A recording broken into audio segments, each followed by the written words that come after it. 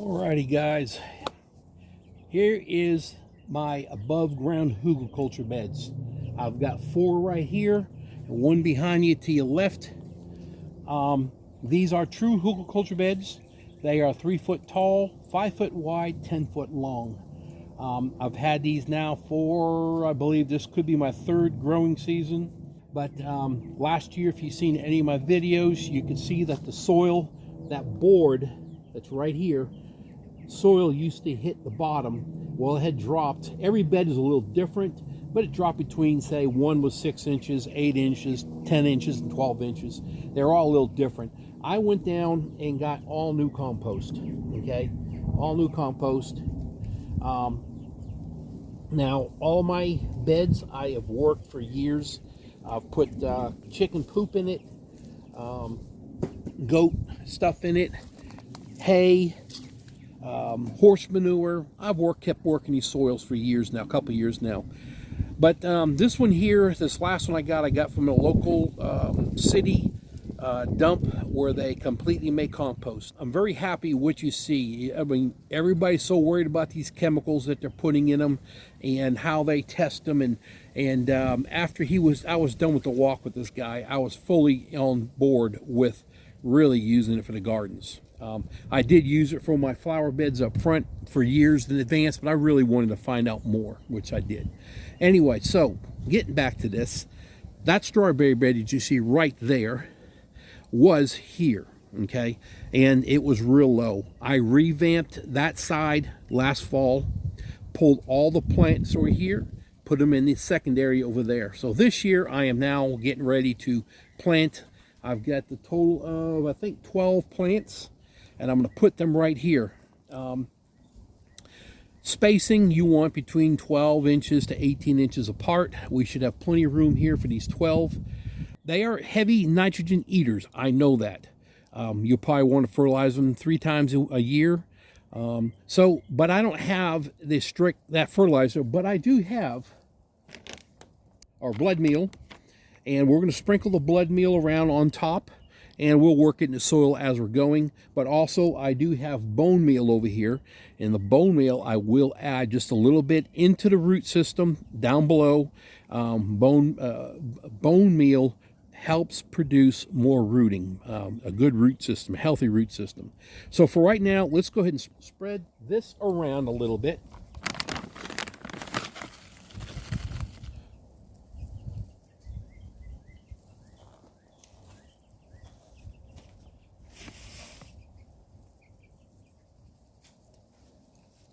And don't worry, it's not too much. Get some more over here on this other side of the camera. Let me move you guys for just a minute.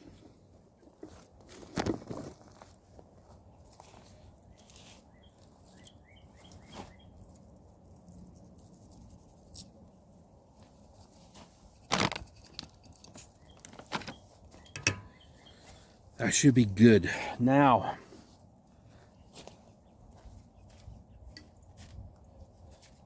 I'm gonna stack out my plants where I want to plant them.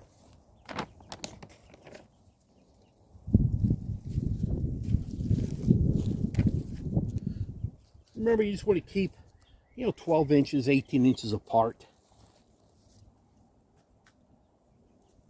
I'll finally move these around wherever I need to put them.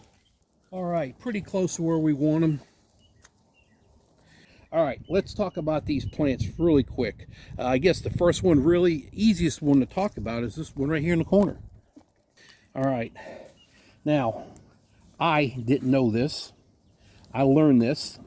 I don't know if you guys remember, if you've been with me for a while, back that direction, I had another garden. 2 years ago, I planted these, and I didn't know. I just grabbed strawberries, thought plant them and you're done. Didn't research it, being stupid. I really thought this whole thing needed to be down under soil. It's not. This is called the crown. What you see right here is really what you want. Right there. This is going to be the top of the ground, is where you want to be. So we're going to go ahead. So what are we looking? 3 inches deep? Get myself a little shovel here. We're just going to go ahead and dig just a little spot for them. I'm going to set it in there to look real quick. I think we're looking really good, but what I do want to do is I want to take out a little bit more soil because I do want to put in this bone meal under the plant, but you don't want a lot of it.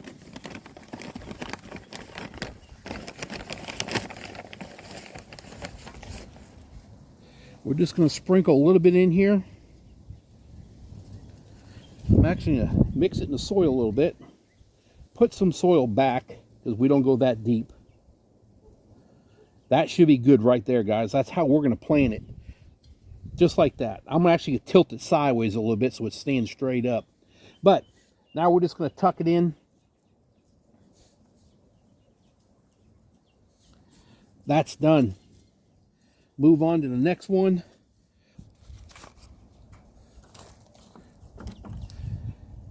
Right there, we got about another 3 inches.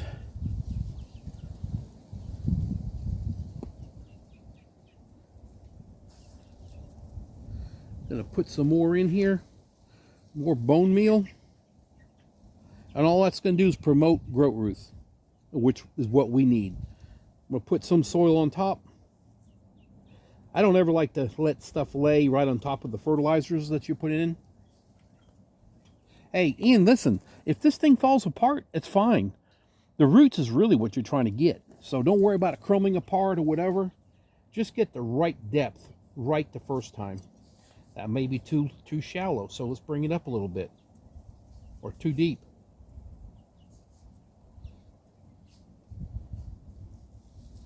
That crown is right there. So we got to keep the dirt away from the crown. See it?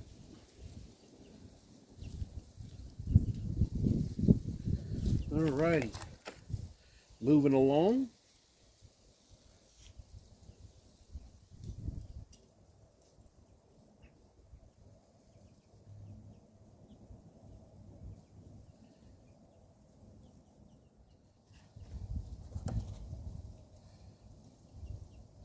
So we're going to keep that above. Now another thing with these plants don't like to set in water. Basically, like if you had a lot of clay, you want to put something down under it. They don't like setting in water. So as long as you know, make sure you just get good drainage on your water. What I would always try to do, and that's what I used to do, and I know I've got good soil, but if you poured water on here, you don't want to, you like to count to like 4 or 5, and you want to be able to see that water literally going into the soil. That will be good soil for you to have. All right, guys, we've got these all planted. They all look great. I've got them, you know, the blood meal and bone meal in there. I worked the ground around all those plants and put the same thing over there, which would have been blood meal, I believe. Yep, blood meal over there. Took out any of the, if I found leaves that were dry, I actually took them, crunched them up some so that they would be, you know, deteriorate a lot faster. But I kind of broke all the soil up around there. So there we go. We're done. We're watered in. And now we're just going to keep up with them and watch them grow. We'll fertilize them 2 more times this year.